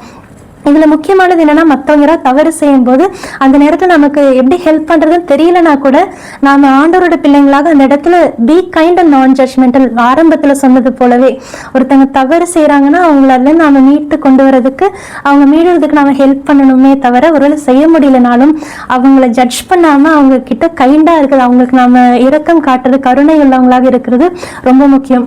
நான் முதல்ல இதுக்கு முன்னாடி இருந்த மடத்துல பக்கத்துல இருந்த பிள்ளைங்க 2 கேர்ள்ஸ் தங்கி இருந்தாங்க. நினைக்கவே இல்லை. ஆனால் கொஞ்சம் எனக்கு ஸ்டார்டிங்லேயே தோணுச்சு ஏதோ தப்பாக இருக்குன்னு. பார்த்தா ஒரு நாள் வீடியோ கிளாஸ் நான் எடுத்துகிட்டு இருந்தேன் ஆன்லைனில். மலேசியாவிலேருந்து குழந்தை வரம் இல்லாத தம்பதிகள் அவங்களுக்காக கிளாஸ் எடுத்துட்டு இருந்தேன். அப்போ ஏதோ ஏதோ கிளாஸ் எடுத்துகிட்டு இருந்தீங்க இல்லை அப்படி என்னன்னு கேட்டப்ப நான் சொன்னேன் இந்த மாதிரி அவங்களுக்காக கிளாஸ் எடுத்துகிட்டு இருந்தேன், நான் கவுன்சிலிங் அண்ட் சைக்கோதெரப்பி முடிச்சிருக்கேன் அப்படின்னு சொன்னப்போ, அப்படியா சைக்காலஜியெல்லாம் தெரியும்ல அப்படின்னு கேட்டு அந்த பிள்ளை கொஞ்ச நாள் கழிச்சு உங்ககிட்ட பேசணும் அப்படின்னு அவளே மடத்துக்குள்ளே வந்தா. அப்போ அந்த ஒரு பிள்ளை என்கிட்ட சொன்னது, நாங்கள் 2 பேருமே லெஸ்பியன்ஸ், அதாவது ஓரின சேர்க்கையாளர்கள், 2 பொண்ணுங்க, இவங்க 2 பேருமே சேர்ந்து கணவன் மனைவியாக வாழ்ந்துட்டு இருக்காங்க. இந்த பொண்ணு பேசுறதுன்னா அவரு அவன் அப்படிதான் பேசுறாளே தவிர அது ஒரு பொண்ணு அப்படிங்கிறதே இல்லை. பேசும்போது தான் தெரிஞ்சது, அவங்க வீட்டில் இது தெரிஞ்சு விரட்டி விட்டுட்டாங்க. அந்த இன்னொரு பிள்ளை இருக்காளே அவள் ஆப்ரேஷன் பண்ணி பையனாக மாறிட்டா. இப்போதான் கொஞ்சம் கொஞ்சமாக முடியெல்லாம் வளர்ந்துட்டு வருது, இந்த வாய்ஸ் எல்லாம் சேஞ்ச் ஆகுது, எல்லாம் பாடி சேஞ்சஸ் எல்லாமே வந்துட்டு இருக்குது. அந்த பிள்ளை இந்த விஷயத்தை என்கிட்ட ஷேர் பண்ணும்போது, சுற்றி இருக்க ஒருத்தருக்குமே இந்த விஷயம் தெரியாது, நீங்கள் அந்த சைக்காலஜி படிச்சிருக்கீங்க, நல்லா கவுன்சிலிங் கொடுக்குறீங்கிறனால உங்களுக்கு இந்த விஷயம் தெரிஞ்சிருக்குங்கிறனால உங்ககிட்ட ஷேர் பண்ணுறேன் அப்படின்னு நான் சொன்னேன். அந்த இடத்துல நான் இல்லை நீங்கள் பண்ணுறது தப்பு, இப்படி இருக்கக்கூடாது, ஐயோ அது பாவம் அப்படின்னு என்னால் பேச முடியாது. ஏன்னா அந்த பிள்ளைங்க இனிமேல் வாழவே வேணாம், அப்படி சூசைட் பண்ணிக்கலாமான்னு கூட யோசிச்சிருக்காங்க. அந்த பிள்ளைங்க வீட்லேயும் துரத்தி விட்டுட்டாங்க. அவங்க ஹார்மோனல் சேஞ்சஸ் அப்படி நேச்சுரலாக இருக்கிற ஒரு பலவீனம் அவங்களுக்குள்ளே இருக்கிறது. அதை நம்ம அந்த இடத்துல ஜட்ஜ் பண்ணிடக்கூடாது. அந்த இடத்துல நம்ம ஆறுதலாக இருந்து, அப்படியா சரி புரியுது, நான் உங்களுக்காக வேண்டிக்கிறேன் அப்படின்னு என்னோட ஜெபத்தில் நான் ஒப்பு கொடுத்தேன், இவங்ககிட்ட ஒரு மாற்றத்தை கொண்டு வாங்க ஆண்டவரே. ஏன்னா அந்த இன்னொரு பிள்ளை சர்ஜரியும் பண்ணிட்டு மாறிட்டா, இப்போ போயிட்டு தப்பு மாறு அது இதுன்னு சொல்லும் போது அவங்க அதை ஏத்துக்கிற அந்த ஸ்டேஜ்ல அவங்க இல்லை. ஆக ஆண்டவரோட பிள்ளைகளுக்கு நம்ம கிட்ட ஒரு விஷயம் வரும்போது அதை நம்ம ஜட்ஜ் பண்ணாம பி கைண்ட் அண்ட் நான் ஜட்ஜ்மெண்டல், நம்ம அவங்களை கண்டிக்கிறதுக்கு திருத்துறதுக்குன்னு ஒரு குறிப்பிட்ட நேரம் காலம் இதெல்லாமே இருக்கு. அதெல்லாம் ஆவியானவர் நமக்குள்ள இருந்து உணர்த்துவாரு, இந்த நேரத்துல இதை செய் இப்படி செய் அப்படிங்கிறது. அதுக்காக தான் நமக்கு தூய ஆவியானவர் அதிகமாக நமக்கு தேவை. நம்ம நினைச்சுக்கிற மாதிரி பெருசா ஆவேசமா பேசுறதுக்கு, தொட்டா நோய் போறதுக்கு, இப்படின்னா எல்லாருமே விழுறதுக்கு, சுருண்டு விழுறதுக்கு, ஆடுறதுக்கு, அந்த மாதிரிங்கிறது போக ஆவியானவருடைய செயல்பாடுகள் பலது இருக்கு. உள்ள இருந்து பல விஷயங்கள் ஆவியானவர் கைட் பண்ணுவாரு. நம்ம மற்றவங்க எப்படி நடத்துறோங்கிறது ரொம்ப முக்கியம். இன்னொரு விஷயம், நான் காலேஜ் ஹாஸ்டல் படிக்கும்போது ஹாஸ்டலில் ஒரு நாள் சாப்பிட்டுட்டு நைட்டு மெஸ்லேருந்து வெளியே கேர்ள்ஸ் எல்லாம் உட்காந்து பேசிகிட்டு இருக்கோம். திடீர்னு என் ஃப்ரெண்டு இப்படி பார்த்துட்டு இப்படின்ட்டு என்கிட்ட சொல்லி எல்லாம் சிரிச்சிட்டு இருக்காங்க, ஏன் அங்கே பாரு அந்த பொண்ணு அப்படின்னு. மெஸ்ஸுக்கு வெளியே ஒரு பிள்ளை, அவங்க கீழே உட்காந்துருக்காங்க, திட்டு வச்சிருப்பாங்க, கீழே உட்காந்துட்டு கால் நல்லா இப்படி வச்சுட்டு உட்காந்துருக்கா, பேண்ட்டு கிழிஞ்சிருந்துருக்குது. அதுக்கு பிள்ளைங்க சொல்லி என் ஃப்ரெண்ட்ஸ் ஒரே சிரின்னு சிரிச்சுட்டு, அங்கே பாரு அந்த பொண்ணு பேண்ட்டு கிழிஞ்சிருக்கு, எப்படி உட்காந்துருக்கா பாரு, ஃபுல்லாக இப்படி காலை வச்சுக்கிட்டு அப்படின்னு சிரிச்சு. எனக்கு தெரிஞ்ச உடனே இப்படி நான் பார்த்துட்டு எனக்கு அதுக்கு மேலே ஒரு செகண்டுக்கு மேலே பார்க்க முடியல. இது சிரிக்கிறதுக்கு பதில் போய் அந்த பிள்ளைக்கு சொல்லலாம் இல்லை அப்படின்ட்டு, நீ போய் சொல்லு அப்படின்னாங்க. உடனே இந்த அடுத்த செகண்டு நான் அந்த பிள்ளைகிட்ட போயிட்டு, நான் ஃபர்ஸ்ட் போய் பண்ணது மறைச்சிட்டேன் அந்த பிள்ளைய. எல்லாரும் வர வயலுக்கு நேராக உட்காந்துருந்தா முதல்ல மறைச்சிட்டு, ஹாய் நீங்கள் எந்த ஹாஸ்டல் உங்கள் பேர் அப்படின்னு பேசி, எடுத்ததுமே நான் போயிட்டு இப்படி இருக்குது அப்படின்னு சொல்ல முடியாது. இப்படி பேசி அந்த பிள்ளையை கம்ஃபர்ட் பண்ணி, திடீர்னு ஒருத்தர் சொன்ன ஒரு மாதிரி இருக்கும், பேசிட்டு ஹாய் உங்கள் பேர் என்ன எந்த ஹாஸ்டல் அப்படி கேட்டப்புறமேல்ட்டு சொன்ன ஒன்று சொல்கிறேன், உடனே ஷாக் ஆகிடாதீங்க, டக்குன்னு ரியாக்ட் பண்ணாதீங்க, கொஞ்சம் பொறுமையாக கேளுங்க அப்படின்னு சொல்லிட்டு, உங்களுக்கு பேண்ட் கிழிஞ்சிருக்கு, கால் கொஞ்சம் சேர்த்து வச்சு உட்காந்துக்கோங்க அப்படின்னு நான் சொல்லிட்டு ஸ்மைல் பண்ணிட்டு நிற்கும்போது அந்த பிள்ளை ஓ சரி தேங்க்ஸ் அப்படின்னு சொல்லிட்டு உடனே ஓகே பரவாயில்ல பாய் அப்படின்னு வந்துட்டேன். ஃப்ரெண்ட்ஸ் பார்த்துட்டு முடிச்சுட்டு நின்றுட்டே இருந்தாங்க. இதுதான் ஆவியானவர் நமக்குள்ளேருந்து செயல்படுறது. ஆண்டவரோட பிள்ளைங்களாக மற்றவங்களுக்கும் நமக்கும் இருக்கிற வித்தியாசம். ஒருத்தங்க கஷ்டப்படுறாங்க, ஒருத்தங்க அவமானப்பட்டுட்டு இருக்காங்க, இல்லை ஒருத்தருக்கு ஏதாவது கெட்டது நடக்குதுங்கும் போது நாம அதை பார்த்து சிரிச்சுட்டு நிற்கிறது, இல்லை அதை பற்றி மற்றவங்க கிட்ட போய் சொல்றது, அவள் இப்படி பண்ணா, நீ அங்கே பார்த்தியா, உனக்கு இது தெரியுமா, நம்ம மற்றவங்க பற்றி பேசுறதை விட அவங்க கிட்ட போய் அவங்களுக்கு நம்ம ஹெல்ப் பண்ண முடியுமா, இல்லை அதுலேருந்து நம்மளை அவங்க வெளியே கொண்டு வர முடியுமா அப்படிங்கிறதுக்கு நம்ம ஆண்டவரோட பிள்ளைங்களாக அப்படிதான் நம்ம யோசிக்கணும்.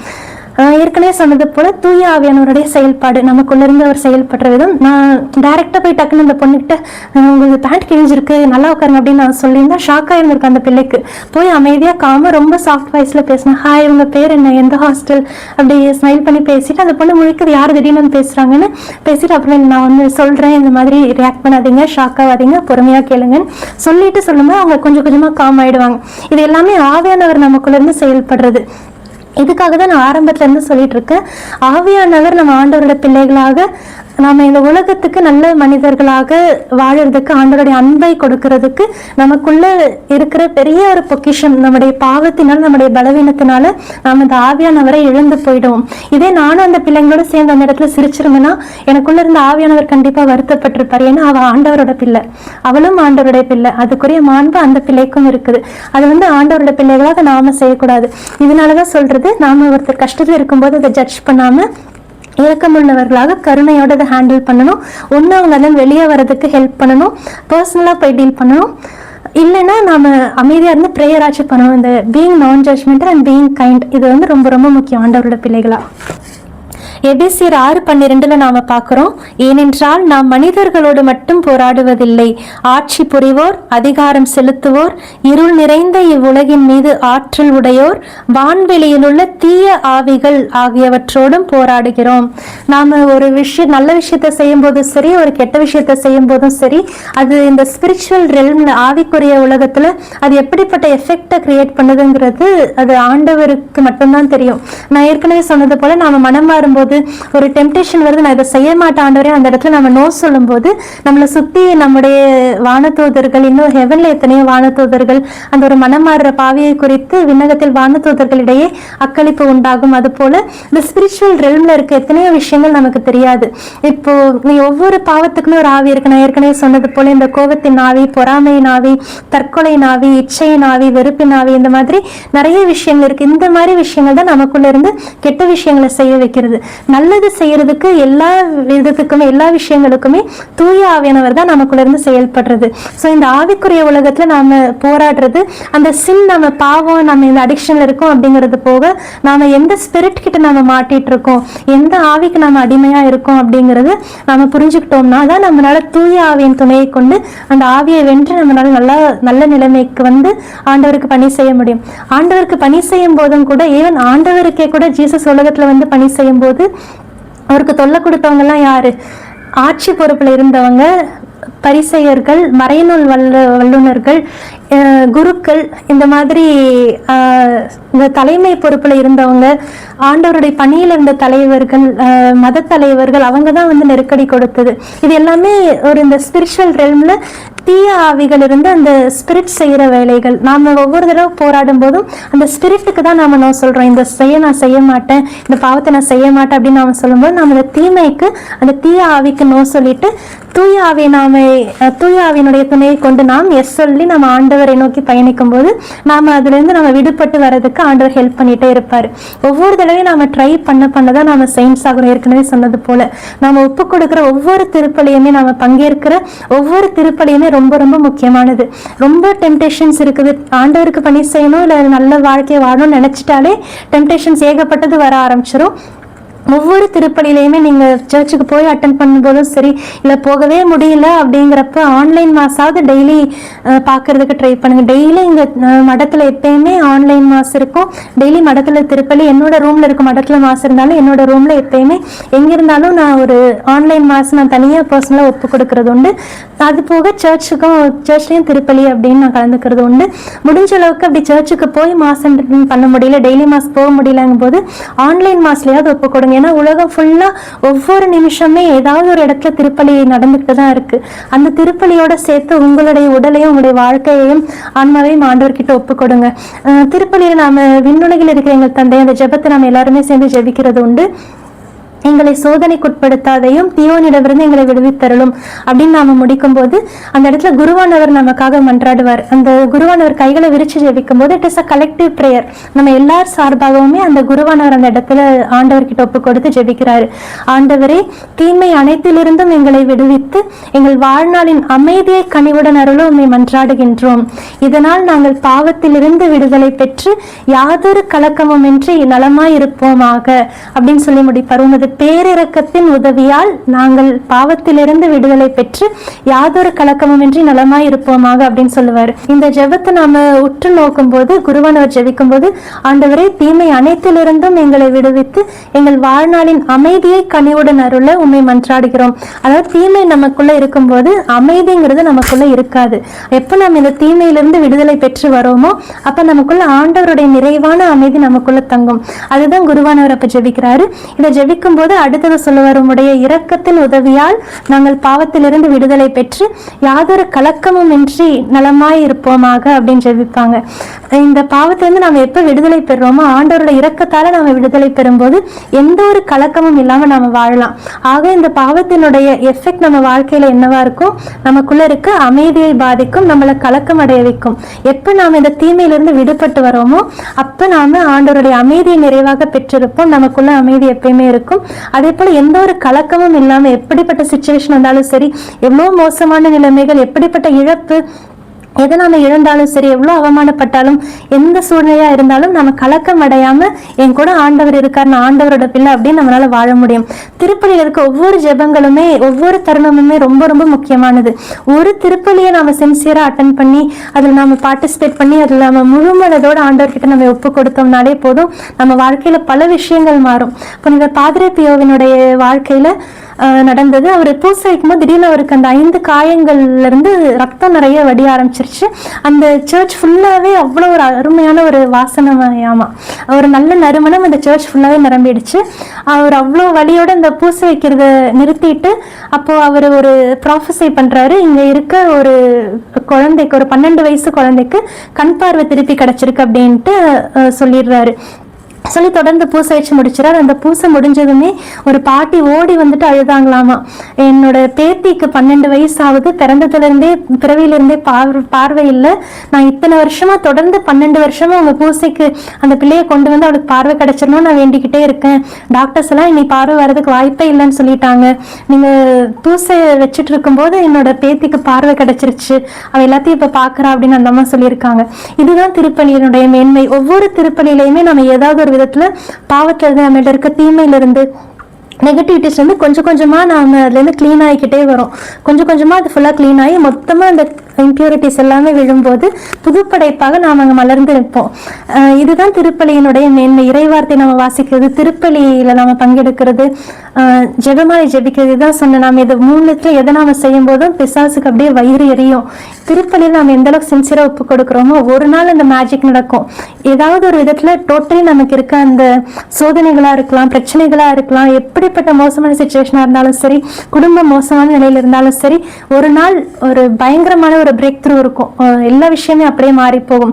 அந்த ஒரு விஷயம் நடக்கிறதுக்காக தொடர்ந்து திருப்பலியில பங்கெடுத்துட்டே இருங்க. நம்ம கேட்கறது டக்குன்னு நமக்கு கிடைக்கலன்னா வேற ஏதோ விஷயம் அந்த பிளாக் இருக்கு, முழுசா அந்த பிளாக் என்ன அந்த இடத்துல உடையலன்னு அர்த்தம். தொடர்ந்து நம்ம திருப்பலியில பங்கெடுக்க இறைவார்த்தையை வாசிக்க வாசிக்க, ஜெபமாலை ஜெபிக்க ஜெபிக்க, holy Mass, holy rosary, holy Bible, இந்த 3 விஷயங்களுமே நமக்குள்ள இருக்கும்போது எப்படியாவது ஒரு நாள் ஒரு பெரிய பிரேக் த்ரூ நடந்து எல்லா விஷயமுமே மாறும். இதனாலதான் இது எல்லாத்தையுமே ரெகுலரா பிராக்டிஸ் பண்றதுக்கு ஆண்டவருடைய அருளை கேட்டு தொடர்ந்து ஒப்பு கொடுத்துட்டே இருக்கணும். நம்ம வாழ்க்கையில எதையாவது நம்ம மாத்திக்கணும், இல்ல நான் ரெகுலரா மாஸ்க்கு போறேன், இல்ல ரெகுலரா கன்ஃபெஷன் போறேன் அப்படின்னு நம்ம ஏதாவது முயற்சி எடுக்கும்போது இந்த பிசாசு இந்த உலகத்துல யார் மூலமாவாச்சு நமக்குள்ள வந்து ஏதாவது விதைய போடுவான். சாமியாருங்க எல்லாம் என்ன ஒழுங்கா, ஃபாதர் சிஸ்டர்ஸ் எல்லாம் இப்படியா, மாஸ்னா என்ன பெருசா இதாயிடுமா, மாஸ்ல வந்துட்டு இப்படியெல்லாம் ஃபாதர் இப்படியெல்லாம் பேசலாமா, அப்படி ஏதாவது தேவையில்லாத விஷயங்கள் இந்த உலகம் கொண்டு வரலாம். எப்படி இருந்தாலும் நாம ஒரு குருவானவரையோ இல்ல ஃபாதர் சிஸ்டர்ஸுக்கு அகெயின்ஸ்டாவோ நாம பேசும்போது அது நமக்கு ஒரு பெரிய பிளாக்கேஜா இருக்கும். நம்ம ஆண்டவருடைய அருளை பெற்றுக்கொள்வதற்கு ஒரு குருவானவர் எப்படிப்பட்ட குருவானவராக இருந்தாலும் சரி, அகுஸ்தினாருடைய வாழ்க்கையில பார்த்ததுதான், அவரு எனக்கு தகுதி இல்லை அப்படின்னு நான் திருப்பி பாவம் பண்ணிட்டேன்னு கட்டில்கடியில போய் ஒழிஞ்சு கூனி குறுகி படுத்துக்கிட்டப்ப ஆண்டவர் வந்து அழைச்சிருக்கார், நீ ஒரு குருவானவன் வந்து பூசவைன்னு. இது ஒவ்வொரு குருவானவருக்கும் ஆண்டவர் தேர்ந்தெடுத்து அழைக்கிறது. பலர் ஒரு 25 பேர் 30 பேர்னு சேர்ந்து குருமடத்துக்குள்ள போலாம், கடைசியில அதுல ஒரு 5 பேரோ 10 பேரோ மட்டும்தான் சாமியாராயிட்டு வருவாங்க. ஒருத்தரை பிரீஸ்டா ஆண்டவர் வச்சிருக்காருன்னா அவங்களை ஆண்டவர் அந்த இடத்துக்கு தேர்ந்தெடுத்து திருநிலைப்படுத்தி இது உன்னுடைய பணி, ஆண்டவர் அங்க பணியில அமர்த்தி இருக்காரு. அது வந்து ஆண்டவர் ஒரு குருவானவருக்கு கொடுத்திருக்கிற அந்த ஒரு மாண்பு. இந்த உலகத்துல இருக்க எப்படிப்பட்ட ஒரு புனிதவானா இருக்கலாம், எப்படிப்பட்ட பாஸ்டரா இருக்கலாம், இந்த உலகத்துல இருக்க எல்லா ஒட்டுமொத்த இந்த மனிதர்களுடைய புனிதத்தையும் சேர்த்தாலும் கூட ஒரே ஒரு ஹோலியான ஒரு பிரீஸ்டோடைய புனிதத்துக்கு ஈடாகவே முடியாது. ஒரு கத்தோலிக்க குருவானவர் ஒரு ஹோலி கேத்தலிக் பிரீஸ்டா இருந்தாருன்னா அவருடைய புனிதத்துக்கு நிகராக உலகத்திற்கு எந்த ஒரு நல்ல விஷயமுமே சேர்ந்து, எத்தனை நல்ல விஷயங்களுமே சேர்ந்து அதுக்கு ஈடாகவே முடியாது. அதே போல எத்தனையோ ஒரு தவறான இல்ல கரைப்படிந்த பாவத்துக்குள்ள இருக்கிற பல 100 பல 1000 குருக்கள் சேர்ந்தாலும் கூட பாவத்திலிருந்து நான் மீண்டு வரேன், நான் ஆண்டவருக்காக வாழ போறேன்னு அந்த ஸ்டெப் எடுக்கிற அந்த மனமாற்றத்தை நோக்கி போற அந்த ஒரு பாவியினுடைய அந்த மனநிலைக்கு ஈடாகவே முடியாது. ஆக உலகம் எப்படி இருந்தாலும் சரி, எந்த ஃபாதர் சிஸ்டர்ஸ் எப்படி இருந்தாலும் சரி, அந்த குருவானவர் குருத்துவத்தினுடைய புனிதத்துக்கு ஈடாக எதுவுமே இருக்க முடியாது. அதே போல ஆண்டவருடைய பார்வையில மனம் மாற விரும்புற மனம் மாறுற அந்த ஒரு பாவியினுடைய அந்த நிலை, அந்த விருப்பம், அந்த ஒரு மனநிலை, இல்லை அந்த ஒரு இதயம் ஆண்டவரோட பார்வையில ரொம்ப ப்ரெஷியஸ் ஆனது. ஸோ இந்த holiness of the priesthood and the repentance of every sinner, இது ரெண்டோடைய பியூட்டி இல்லை க்ளோரிக்கு நிகராக எதுவுமே இருக்க முடியாது. மனம் மாறணும்னு முடிவு பண்ணிட்டீங்களா? ட்ரை பண்ணிக்கிட்டே இருங்க. ஒரு நாள் அந்த மேஜிக் பயங்கரமா நடக்கும். ஆண்டவர் உங்களுக்குன்னு கொடுத்துருக்க அந்த மொத்த அழகையுமே நீங்க திருப்பி பெற்றுக்கொள்வீங்க. அதனால ட்ரை பண்றவங்க ட்ரை பண்ணிக்கிட்டே இருங்க. ட்ரை பண்ணிட்டு இருக்கும் போதே நீங்க ஆல்ரெடி செயின்ட்ஹுட்டை நோக்கி போயிட்டு தான் இருக்கீங்க. ட்ரை பண்ற ஒவ்வொருத்தருமே செயின்ட்ஸ் தான். ஆக நாம ஒரு சோதனையை விட்டு, ஒரு கெட்ட பழக்கத்தை விட்டு நம்ம மீண்டு வரணும்னு நம்ம முயற்சி செஞ்சுட்டே இருக்கும்போது நம்ம ஒவ்வொருத்தருமே புனிதர்களாக தான் நம்ம அடுத்த இலக்கை நோக்கி நம்ம பயணிச்சுக்கிட்டே இருக்கோம். அப்படி இந்த ட்ரை பண்ணிட்டே இருக்க ஸ்டேஜ்ல ஏதோ ஒரு கட்டத்துல இல்லை எனக்கு ஸ்ட்ரென்த் பத்தல, எனக்கு முடியல அப்படின்னு தோணும்போது மாதா அம்மாவை பிடிச்சிக்கோங்க.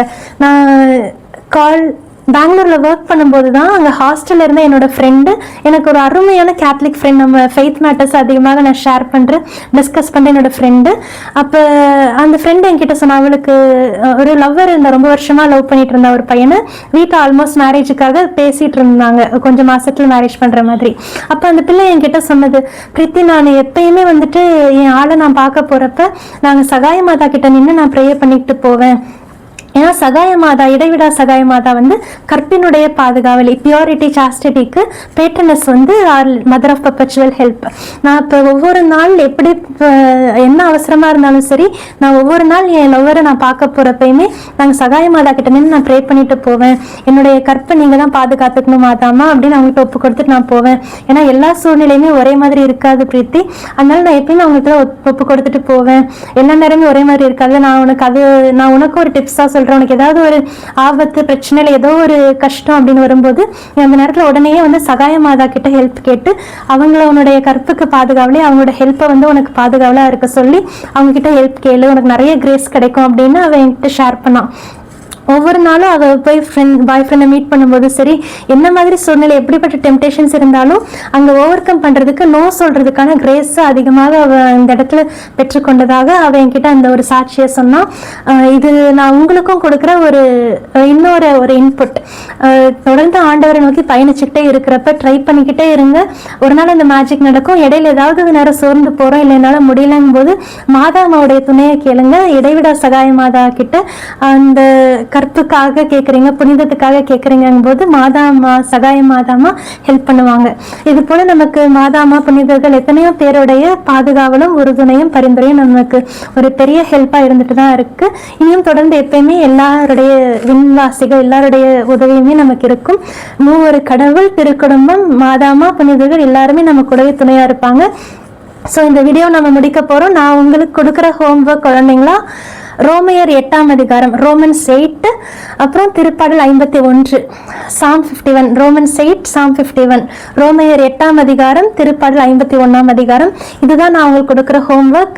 அந்த சோதனையிலேருந்து மீண்டு வரணும்னு நீங்கள் ட்ரை பண்ண இது தயவு செஞ்சு இது ரெகுலராக எவ்வளோ அடிக்கடி படிக்க முடியுமோ படிங்க. ஒருவேளை படிக்கிற நேரத்தில் கண்ணீர் வரலாம், அது மனமாற்றத்தின் கண்ணீராக அமையும். அது ஆண்டவர்கிட்ட ஒப்பு கொடுங்க. மனமாற நினைக்கிற ஒவ்வொரு பாவியோட நாம சிங்கிற ஒவ்வொரு துளி கண்ணீரையுமே ஆண்டவரோட குப்பியில சேகரிச்சு வச்சிருக்காராமா. ஒவ்வொன்றுமே ஆண்டவரோட பார்வையில விலையேற பெற்றது. இந்த ரோமையர் 8, திருப்பாடல் 51 இந்த ஹோம்ஒர்க்கை ரெகுலராக பிராக்டிஸ் பண்ணுங்க.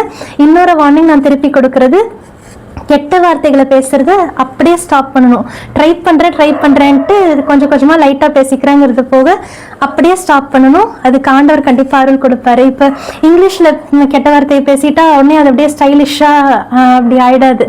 கெட்ட வார்த்தை எல்லா லாங்குவேஜ்ல எப்படி பேசினாலும் அதனுடைய பொருள் இல்லை அதனுடைய எஃபெக்ட், அந்த அதுக்குரிய அந்த ஒரு இழிவான தன்மை, அது அதுக்குரிய ஸ்டேட் அதுதான் நம்ம கொடுக்க முடியும். கெட்ட வார்த்தை கெட்டது தான். இந்த எல்லாமே நம்ம பார்க்கறதுல இருக்கு. நம்ம பார்க்கறத நம்ம சிந்தனையில ஓடுறது தான் வார்த்தையாவோ செயலையோ வெளிப்படும். கண்ட்ரோல் இல்லாம இந்த பார்க்கறது, பேசுறது, இது எல்லாத்தையுமே அவாய்ட் பண்ணிக்கணும். ஐ கான்டாக்ட் மெயின்டைன் பண்றது, இது எல்லாத்தையுமே ஒரு ப்ராக்டிஸ், ஒரு எக்ஸசைஸாக நாம் ஏற்கனவே பார்த்த அந்த எக்ஸசைசஸ், ஸ்பிரிச்சுவல் எக்ஸசைசஸ் எல்லாத்தையுமே தொடர்ந்து செஞ்சுக்கிட்டே இருங்க. இந்த வீடியோ வந்துட்டு ஒரு பழையன கழிதலும் புதியன புகுதலும் மாதிரி. நம்ம கிட்ட இருக்க கெட்டது வெளியே போனாதான் புதுசு நமக்குள்ள வரும். எத்தனையோ பேர் நிறைய நியூ டாபிக்ஸ் எனக்கு பேச சொல்லி கேட்டிருக்கீங்க. யூஸ்வலி தியான இல்லங்கள்ல பாவம், மனமாற்றம் இதை பத்தி கொடுத்துட்டு அப்புறம் தான் அடுத்த டாபிக்ஸ்குள்ள போவாங்க. அதனால நம்ம விசுவாசத்துக்காக ஆண்டவருடைய பாதையில் நம்ம நடக்கிறதுக்கு வேண்டியது திருச்சபைக்குரிய விஷயங்கள், நம்முடைய நம்பிக்கை பகிர்வது எல்லாத்துக்கும் மற்ற டாபிக்ஸ்குள்ள நம்ம போறதுக்குள்ள இது ஒரு ஓல்ட் இஸ் கான் அப்படிங்கிற மாதிரி ஒரு கெட்டதுலேருந்து நம்ம வெளியே வர்றதுக்கு இது ஒரு பிகினிங் ஃபர்ஸ்ட் ஸ்டெப்பாக இருக்கு. ஒரு தியானம் போல மனமாற்றத்தை நோக்கி தொடர்ந்து பயணிச்சுட்டே இருப்போம். இது ஒரு தியான உரையாக எடுத்துக்கிட்டு நம்ம இந்த பாவத்திலேருந்து விடுபட்டு வர்றதுக்கு, மனம் மாதிரி நல்ல வாழ்க்கையை வாழறதுக்கு ஒரு நல்ல கன்ஃபெஷன் பண்ணி திருப்பதியில் ஒப்பு கொடுத்து தொடர்ந்து ஒரு நல்ல புனிதமான ஒரு வாழ்க்கையை வாழறதுக்கு எப்படி ஹோலியாக வாழணும் அப்படின்னு நம்ம ஆண்டவர்கிட்ட ஒப்பு கொடுத்து, நான் ஹோலியாக வாழணும், நான் நல்ல காரியங்களை செய்யணும், நான் இப்படி நல்ல விஷயங்களை செய்யணும், நான் இப்படி ஒரு வாழ்க்கையை வாழணும்னு பாசிட்டிவ் ப்ரேயரோட தொடர்ந்து நம்முடைய பாதையை நம்ம பாதையில பயணிப்போம். ஆண்டவரோட பிள்ளைகளாக நம்ம தொடர்ந்து வாழ்ந்துட்டே இருப்போம். எப்பயுமே மக்களை நம்ம தெரிஞ்சு கேட்டுக்கிறது, தயவு செஞ்சு ஜெபிங்க. இந்த காலகட்டத்தில் ஒரு என்னோட வயசுக்கு ஒரு பொண்ணாக, ஒரு சிஸ்டராக இப்படி உடுப்பு போட்டுட்டு உட்காந்துட்டு இந்த டாபிக்ல பேசுறது இது சாதாரண விஷயமே கிடையாது. இவ்வளோ நேரம் விடிய விடிய உட்காந்து பேசுனது சாதாரண விஷயமே கிடையாது. இது நிச்சயமாக இறைவனுடைய அருள் தான். இவ்வளோ லாங் வீடியோ இது கட் பண்ணி எடிட் பண்ணி வரும்போது எவ்வளோ நேரம் ஆகும்னு எனக்கு தெரியல. ஒருவேளை 2 மணி நேரம் வந்தாலும் சரி. மோஸ்ட்லி நிறைய பேர் ஃபுல் வீடியோ பார்க்குறீங்க, நடுராத்திரி ஏர்லி மார்னிங் கூட வீடியோஸை ஃபுல்லாக பார்க்குறீங்க. அது என்னோட வாய்ஸ் ரொம்ப லோவாக சாஃப்டாக இருக்கும். அப்பயும் ஃபுல் வீடியோ பார்க்குறீங்க, அந்த இடையில தூங்கி இல்லாமல் போர் அடிச்சிடாமல். இது முழுக்க முழுக்க ஆண்டவருடைய அருள் தான். இதுக்கு நான் ஆண்டவருக்கு நன்றி செலுத்துகிறேன். இந்த முழுக்க முழுக்க இது எனக்கு ஆண்டவர் எனக்கு திருப்பலியின் மூலமாக கொடுத்த அருள் தான். இத்தனை நாளாக ஜெபத்தில் ஒப்பு கொடுத்தது, நிறைய பாயிண்ட்ஸ் ஆண்டவர் எனக்கு கொடுத்துட்டே இருந்தார். 2 நாளைக்கு முன்னாடி சனிக்கிழமை நைட்டு உட்காந்து விடிய விடிய 4 மணி வரைக்கும் நோட்ஸ் ப்ரிப்பேர் பண்ணு. சண்டே நைட் ஃபுல்லாக உட்காந்து டாக் கொடுத்தது 12 மணிலேருந்து 6 மணி வரைக்கும். இடையில மொபைல் சார்ஜ் போட, மைக் சார்ஜ் போட பிரேக் எடுத்துக்கிட்டது. அந்த டைம் நான் கொஞ்சம் சாப்பிட்டுட்டு அந்த டைம்லாம் போக, அடுத்த நாள் திருமுழுக்கு யோவான், திங்கட்கிழமை திருமுழுக்கு யோவானுடைய திருவிழா. அவர் என்னுடைய அழைப்புக்கு ரொம்பவே சிங்க் ஆகிறவர். இந்த நாளுக்குரிய அந்த ஃபர்ஸ்ட் ரீடிங் சரி, திருப்பாடல், அல்லேலூயா, நற்செய்திக்கு முன் வாழ்த்தொலி, நற்செய்தி வாசகம், இது எல்லாமே எனக்கு நிறைய விதங்கள் ஆண்டவர் என்னோட பேசின விஷயங்கள், என்னை அழைக்கும் போது ஆண்டவர் எனக்கு கொடுத்த வாக்குறுதிகள், இந்த எல்லா திருப்பலியினுடைய அருள், ஆண்டவருடைய திருவிடல் திருரத்த பெருவிழா அன்னைக்கு எனக்கு 3 திருப்பலி பார்க்கறதுக்கு வாய்ப்பு கிடைச்சது. மடத்துல 1 மாசம், சர்ச்ல 2 மாசம்னு ஆண்டவருடைய திருவிடல் திருரத்தத்தை நான் பெற்றுக்கொண்டது. அந்த 3 நன்மை, இது எல்லாத்தினுடைய அருள் எல்லாமே சேர்ந்துதான் இது முழுக்க முழுக்க உங்களுக்கு வந்து கிடைச்சிருக்குது. இதுக்கு ஆண்டவருக்கு நன்றி சொல்றேன். திருமுழுக்கு யோவானுடைய அந்த வார்த்தைகள், அதுதான் என்னுடைய விருது வாக்காக நான் எடுத்தது. நான் என்னுடைய அர்ப்பணத்தை செய்யும் போது, அவர் வளரணும் நான் தெய்யணும், he must increase but I must decrease அப்படின்னு, ஆண்டவர் வளரணும் நான் தெய்யணும், இதுதான் நான் எடுத்துக்கிட்டது. இது எல்லாமே சிங்காய் இன்னைக்குதான் இந்த வீடியோ முடியணும்னு இருந்திருக்குது.